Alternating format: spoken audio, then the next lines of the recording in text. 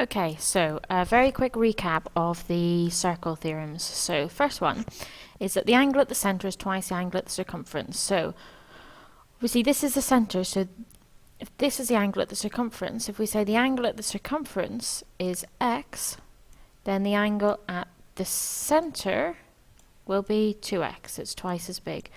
And the most common way to see this is this shape as kind of like an arrowhead, but that doesn't always happen. This option is also possible. Again, if this is the angle at the circumference, that's x, then this one is the angle at the center, so that one would be 2x.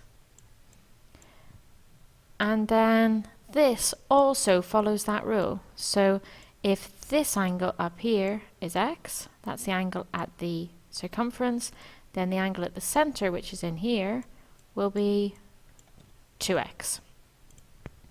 Okay, next circle theorem then. This is a nice easy one. This says that if you have a semicircle, so a circle with a line through the diameter, the angle that you make if you go from one edge up to the circle and back down, this angle will always be a right angle, 90 degrees.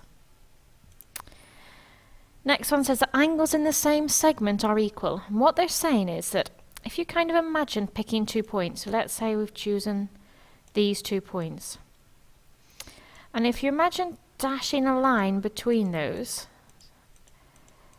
then that splits the circle into 2 segments, one up here and one down here.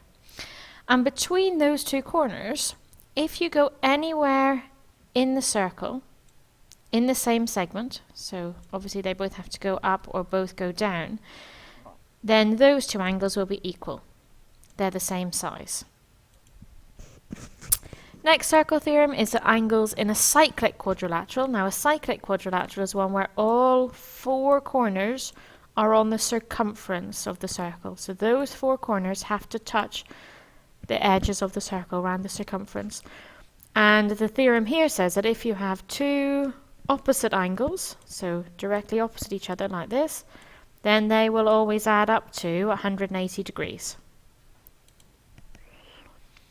Next one is that if you have a tangent, and a tangent is the line that just touches a circle, so this line is a tangent, and you have a radius coming from the center to meet it, they always meet at 90 degrees or right angles. So that will always be a right angle in your shape.